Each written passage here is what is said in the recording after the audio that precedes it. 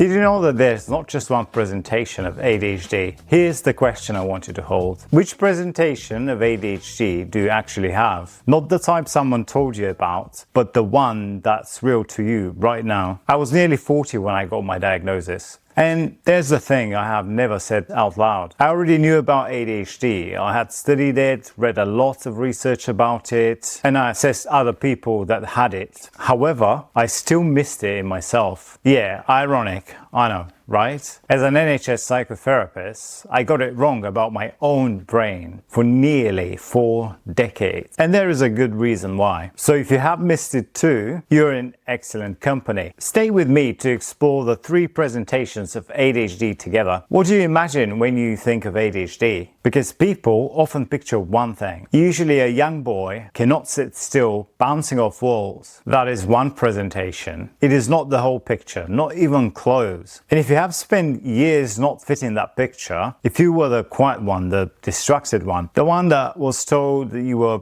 so capable but just not trying, you may have missed it just like I did. So, which presentation of ADHD do you actually have? DSM-5 uses this word on purpose, presentation. The reason is because ADHD does not come in neat packages. It comes in patterns. Here are 3 presentations. The first is predominantly inattentive. The second is predominantly hyperactive-impulsive. And the third is combined. So that means both of them. Each presentation has 9 possible symptoms. As an adult, you need at least 5 of those 9 to meet diagnosis. We'll come back to why that matters a bit later. Let's start with the hyperactive-impulsive presentation. Remember the boy from earlier that was bouncing off the walls, can't sit still, talks over people, acts before thinking? In young children, it is the most common pattern. Doctors look for it, parents look for it, teachers look for it as well. So when a child comes out of the bouncing and the blurting, everyone breathes a sigh of relief. They grew out of it. And here's what the system gets wrong about this one. They did not grow out of it at all. The hyperactivity went inward. The research is clear on this. Almost all children with this pattern shift. Some stop meeting criteria for ADHD entirely, but the majority, 75% in one study, shift entirely into the combined presentation in late childhood. The movement becomes internal restlessness, racing thoughts, never switching off, fidgeting with your hands, with your phone, with your hair, if you have some. I want to say this plainly. If someone told you that you grew out of ADHD and you still feel like your brain never rests, they were looking at the wrong thing.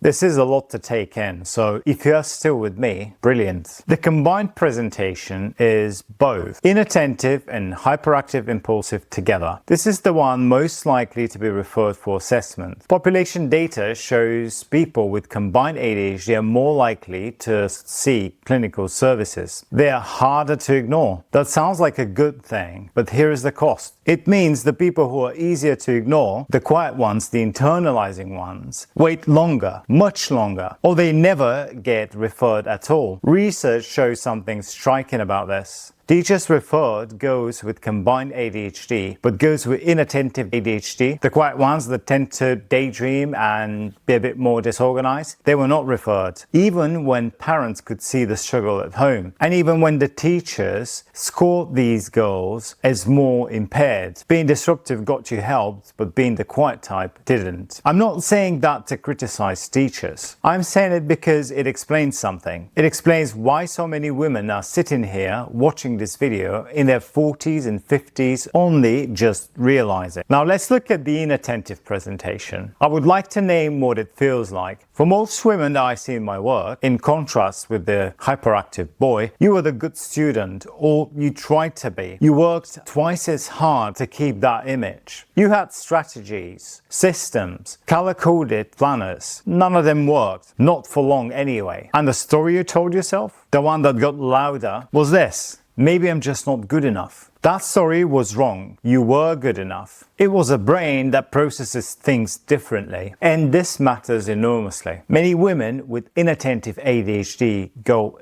undiagnosed until their 30s, their 40s, or even later. Some are never diagnosed at all. The research confirms that this is not rare. If this resonated with you, don't doubt yourself. You are not imagining that. Now, back to the question that I asked in the beginning. Which presentation of ADHD do you actually have? Here's the honest answer. It may have already changed, and it may change again. Research on presentations over time shows something important. The presentations are not permanent. They shift. One study followed children with ADHD for 8 years. More than 2/3 of the combined group met criteria for a different presentation, at least once during that time. The hyperactive-impulsive presentation was the most unstable. Almost all of those children shifted to combined by late childhood, and as adults, hyperactive-impulsive symptoms tend to decline faster than inattention. So many adults who had combined as children now look inattentive. This is why the label you were given at age 7 might not fit you at age 47. And it is exactly why the absence of a childhood diagnosis of ADHD does not mean the absence of ADHD. In adults, 4 or more symptoms of inattention are associated with significant impairment. Only 4. Research suggests that the threshold used for children may be too high for adults. Too many people fall through. We are getting to something important now. ADHD is not one thing, and which pattern fits you may have changed since you were a child or since last year. That is not inconsistency. That is how this condition works. Second, if you're inattentive, if you are the quiet one, the daydreamer, your struggle is real and it's documented. The research is full of people that present in this way. You were not missed because you did not have ADHD. You were missed because of the system. You were missed because the system was not looking for you. That is the system's failure, not yours. And third,